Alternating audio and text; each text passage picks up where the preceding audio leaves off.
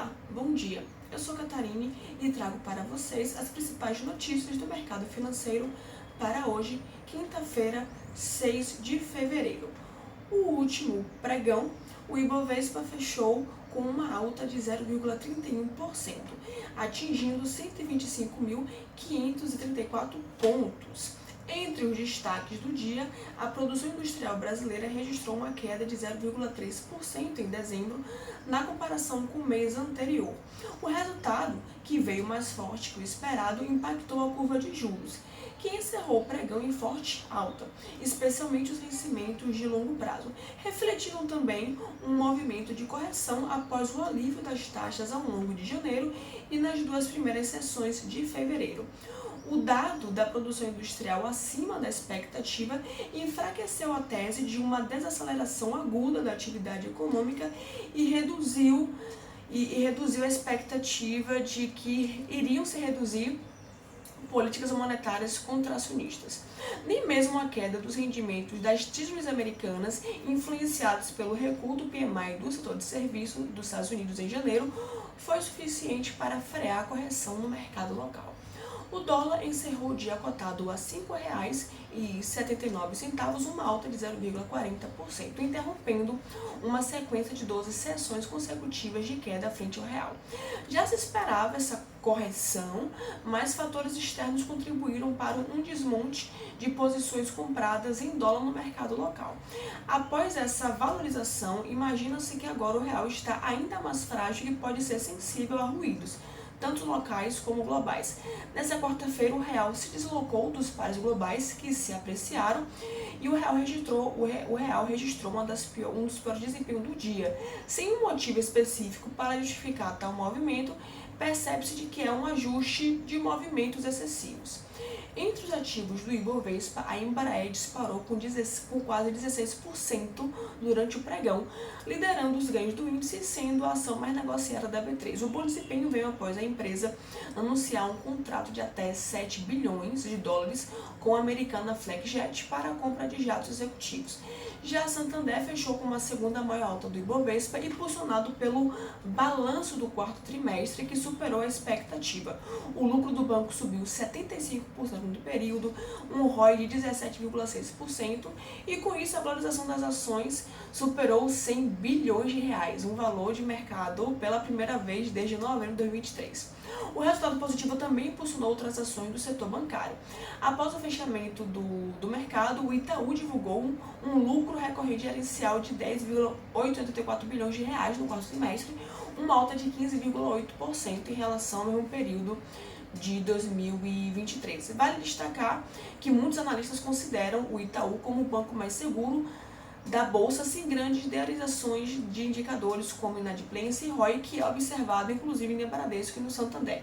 Por outro lado, a Azul liderou as quedas do Ibovespa após anunciar a aprovação de um aumento de capital de até 6,1 bilhões de reais, o que pode diluir os acionistas minoritários. Falando da agenda do dia, aqui no Brasil, a quinta-feira apresenta uma agenda econômica esvaziada.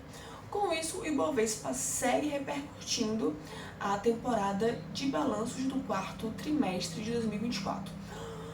O Itaú e o Santander deram o pontapé inicial com os resultados dos bancos e hoje também vão ser divulgados os balanços do Inter, Brasil Agro, Multiplan e CCR. O grande destaque do dia será a reação do mercado aos números trimestrais do Itaú apresentados ontem e que ficaram em linha com o esperado. O consenso LSEG projetava um lucro de 10,89 bilhões de reais.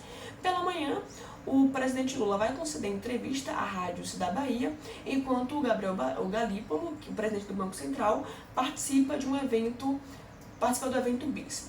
Nos Estados Unidos, o mercado aguarda os resultados da Amazon e os dados do payroll de amanhã, que são fundamentais para a próxima reunião do Fed sobre os juros. O panorama melhorou após o presidente Trump suspender as tarifas sobre México e Canadá, reduzindo essas tensões comerciais. O secretário do Tesouro, Scott Bessent, destacou que o objetivo é diminuir os rendimentos das Treasuries de 10 anos, mais do que a taxa de referência de curto prazo do FED.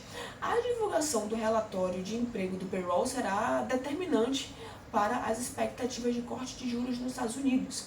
Caso os dados mostrem um enfraquecimento do mercado de trabalho, as apostas de redução das taxas devem se intensificar. O último levantamento do relatório JOLTS apontou uma queda no número de vagas abertas, foi abaixo da projeção, mas o relatório ADP indicou que o setor privado abriu mais postos de trabalho em janeiro, o que superou a expectativa. Na Europa, as bolsas operam perto das máximas históricas, impulsionadas pelos balanços otimistas e pela expectativa da decisão de política monetária do Banco da Inglaterra. O BOE deve reduzir a taxa básica de juros de 4,75% para 4,5% numa tentativa de estimular a economia britânica, que enfrenta pressões inflacionárias persistentes. O anúncio oficial do corte de 25 pontos base está previsto para as 9 horas, seguindo a sinalização do presidente Andrew Bailey, de que a trajetória da taxa é de queda e que o mercado, na verdade, já precificou essa decisão, mas a ata da reunião pode trazer novas direções para a política monetária, o que também pode gerar uma volatilidade na libra esterlina em relação a outras moedas globais. Por fim, o mercado asiático fechou em alta, impulsionada pela ausência de novas escaladas na disputa comercial entre Estados Unidos e China. E apesar das declarações de Trump, ele e o Xi Jinping ainda não se reuniram, o que levou os investidores a demandarem ações. O bom desempenho de Wall Street na véspera e a expectativa em torno dos anúncios da montadora chinesa BYD também contribuíram para esse otimismo. A empresa convocou uma coletiva de imprensa para a próxima semana sobre carros inteligentes, o que fez suas ações dispararem 10%, impulsionando os negócios em Xangai e Shenzhen. As bolsas asiáticas seguem em alta, no caso fechar em alta, o que acompanhou esses ganhos Wall Street e o início de ano forte para a China após o feriado da semana passada. Finalizando com commodities, o petróleo retoma fôlego após a estatal saudita Saudi Aramco elevar significativamente os preços para a Ásia, acompanhando o crescimento da demanda na China e na Índia, enquanto a oferta russa ainda sofre sanções. O minério de ferro na China registrou alta, sustentado por um dólar mais fraco e problemas de crescimento na Austrália. O cobre e outros metais básicos avançam com a expectativa de recuperação de demanda chinesa após o ano novo lunar. Lembrando que o minério de ferro se valorizou também em Singapura. Bom, desejo a todos uma ótima quinta-feira e excelentes negócios.